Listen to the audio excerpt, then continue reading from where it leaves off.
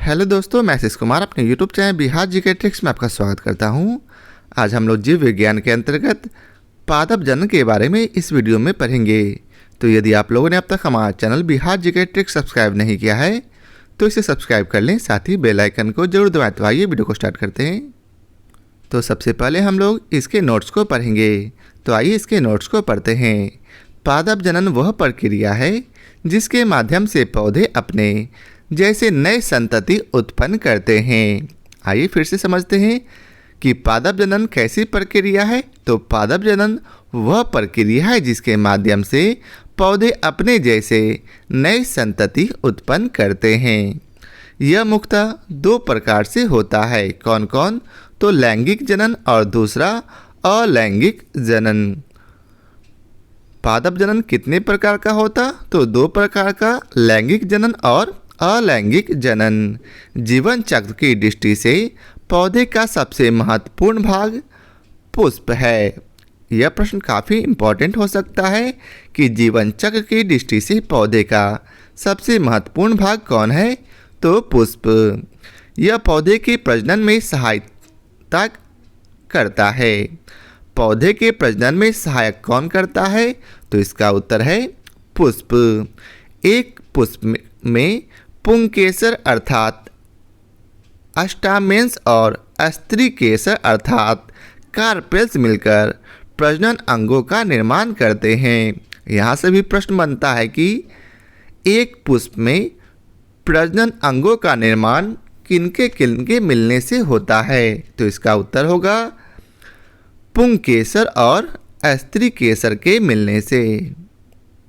अब आगे है परागकणों के परागकोश से वर्तिकाग्र तक पहुंचने की क्रिया को परागन कहते हैं। परागकणों के परागकोश से वर्तिकाग्र अर्थात स्टिग्मा तक पहुंचने की क्रिया को परागन कहते हैं, जो लैंगिक जनन के लिए आवश्यक होता है। परागन की क्रिया दो प्रकार से होती है। पहला स्वपरागन और दूसरा परपरागन।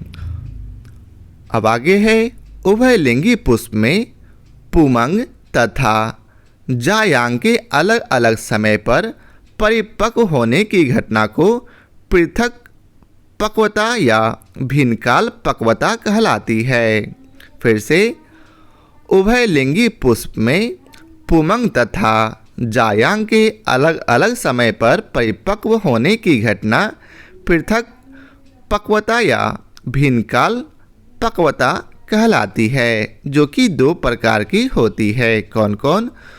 तो पूर्व पुंप पक्वता और दूसरा पूर्व स्त्री पक्वता। आगे है पूर्व पुंप पक्वता में परागकोश अंडाशय से पूर्व पकते हैं, जबकि पूर्व स्त्री पक्वता में अंडाशय परागकोश से पहले पकता है अर्थात परिपक्व होता है। इन पुष्पों में स्वपरागन संपन्न नहीं हो पाता है। अब आगे है कायिक प्रवर्धन। कायिक प्रवर्धन प्रजनन की एक अलैंगिक विधि है। इसमें नए पौधे किसी भी जनन अंग की सहायता से बिना पुराने पौधों के भागों अर्थात तना, जड़ एवं पत्तियां से प्राप्त किए जाते हैं। फिर से कायिक प्रवर्धन प्रजनन की एक अलैंगिक विधि है। इसमें नए पौधे किसी भी जनन अंग की सहायता के बिना पुराने पौधों के भाग अर्थात तना, जड़ एवं पत्तियों से प्राप्त किए जाते हैं। स्तंभ कर्तन या तना काट, दाव लगाना तथा कलम बांधना आदि इसकी पारंपरिक विधियां हैं। अलैंगिक जनन द्वारा उत्पन्न नए पौधे अपने जनक के आकारकीय तथा आनुवंशिकीय रूप से समरूप होते हैं। इसके विपरीत लैंगिक जनन द्वारा उत्पन्न अर्थात बीजों से उत्पन्न पौधे अकारकीय तथा आनुवंशिकीय रूप से अपने जनकों के समरूप नहीं होते हैं। उनमें विभिन्नताएं पाई जाती है। अब आगे है बोगेनविलिया कार्नेशन, गुलाब तथा अंगूर में स्तंभ कर्तन द्वारा प्रवर्धन होता है, जबकि कोको में स्तंभ कर्तन द्वारा प्रवर्धन के साथ ही बीजों द्वारा प्रवर्धन भी होता है। इसके बीजों को सर्वप्रथम नर्सरी में उगाते हैं। तत्पश्चात इन नवजात पौधों को मृदा में 4 फीट की दूरी पर प्रत्यारोपित कर देते हैं। अब है दाव तकनीक में पौधे की तना शाखा को दबाकर भूमि से संपर्क कराया जाता है। कुछ दिनों में तना शाखा में जड़ें उग जाती है। इसे अलग कर नए पौधों के रूप में उगाया जाता है। चमेली के पौधे का प्रवर्धन इसी प्रकार किया जाता है, जबकि मौसमी के पौधे का प्रवर्धन कलमबंद तकनीक से किया जाता है।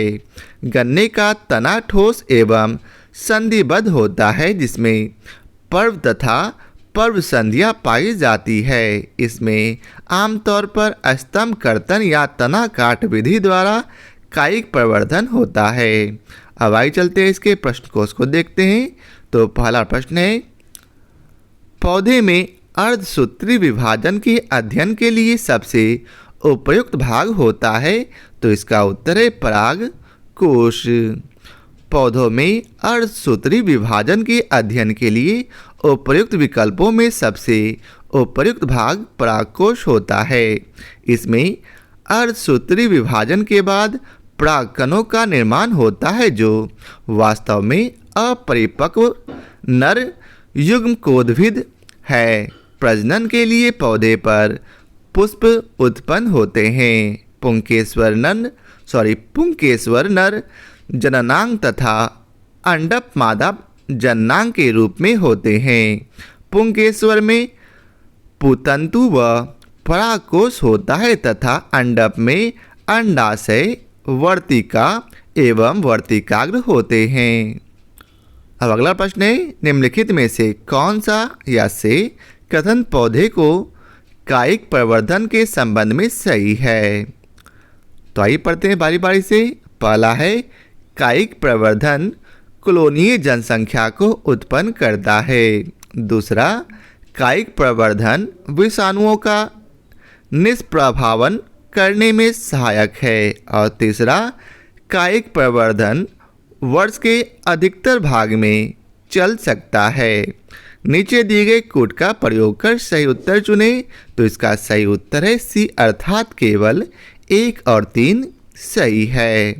पौधे के कायिक भागों यथा जड़, स्तंभ एवं पत्तों द्वारा जनन, जिसमें लैंगिक अंग क्रियात्मक भाग नहीं होते, कायिक प्रवर्धन कहलाते हैं। कायिक जनन का मुख्य लाभ यह है कि इससे कोई भी क्षेत्र बड़ी शीघ्रता से एक जाति विशेष द्वारा आच्छादित हो जाता है, परंतु यह जनन विधि जाति श्रृंखला की दूरस्थ वृद्धि में सहायक नहीं है, क्योंकि कायिक अंग उतनी दूरी तक नहीं वितरित हो पाते जितनी कि बीज। कायिक जनन द्वारा उत्पन्न संतति जनक रूपेण पैतृक समान होती है और उसमें कोई भिन्नता या नए गुण या ओज नहीं आ पाते हैं। कायिक जनन विषाणुओं का प्रसार करने में सहायक है, अतः कथन 2 सत्य नहीं है। कायिक प्रवर्धन वर्ष के अधिकतर भाग में चल सकता है, अतः कथन 3 सत्य है। अब अगला प्रश्न है, भ्रूण किस में मिलता है। तो इसका उत्तर है सी, बीज में। पौधों में भ्रूण बीज में मिलता है। अंकुरन प्रक्रिया के फलस्वरूप भ्रूण बीज से बाहर आता है। अब अगला प्रश्न है, माँ पौधे की भांति पौधा मिलता है। तो इसका उत्तर है तना काट से। कायिक प्रवर्धन प्रजनन की एक अलैंगिक विधि है।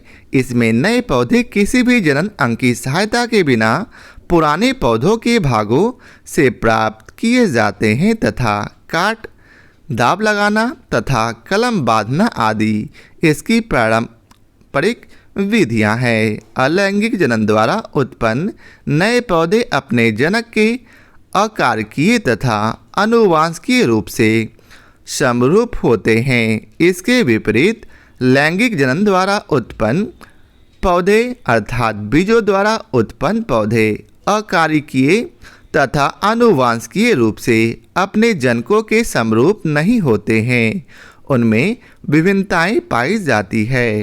अब अगला प्रश्न है, निम्नलिखित पादपों पर विचार कीजिए, इनमें से कौन सा पादप स्तंभ कर्तन द्वारा प्रवर्धन किए जाते हैं? तो इसका उत्तर है ये सभी।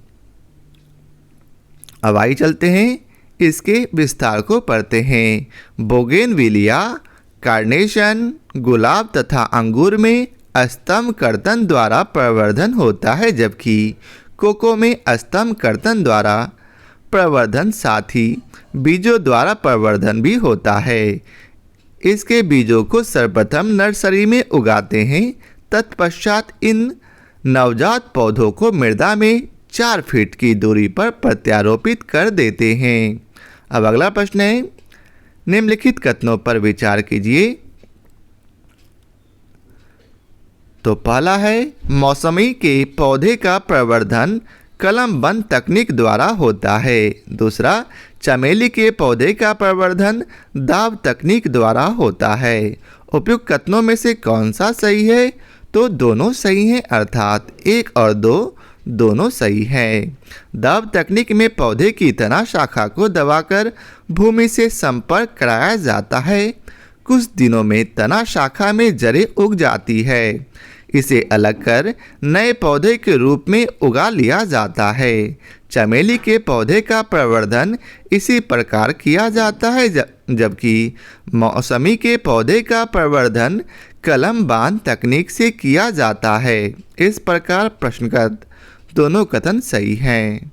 अब अगला प्रश्न है, यदि किसी उभयलिंगी पुष्प में पुमंग और जायांग अलग अलग समय पर परिपक्व होते हैं तो इस तथ्य को कहते हैं? तो इसका उत्तर है भिन्न काल पक्वता। उभयलिंगी पुष्प में पुमंग तथा जायांग की अलग अलग समय पर परिपक्व होने की घटना पृथक पक्वता या भिन्न काल पक्वता कहलाती है, जो कि 2 प्रकार की होती है।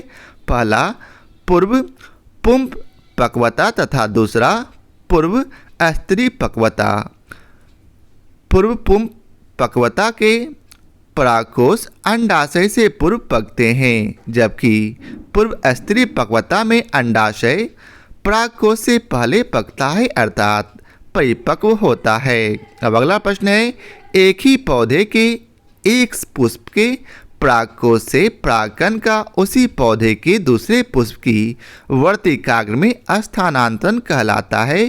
क्या कहलाता? तो इसका उत्तर है सहजात पुष्पी परागन। एक ही पौधे के एक पुष्प के परागकोश से परागकण का उसी पौधे के दूसरे पुष्प की वर्तिकाग्र में स्थानांतरण स्वपरागन या सजात पुष्पीय परागन कहलाता है। तो यह था आज के वीडियो का आखिरी प्रश्न। आशा करता हूँ आप लोगों को हमारा यह वीडियो पसंद आया हो। यदि आप लोगों को हमारा यह वीडियो पसंद आया हो तो इसे लाइक और शेयर जरूर करें। फिर मिलते हैं नए चैप्टर के साथ। आज के लिए बहुत बहुत धन्यवाद।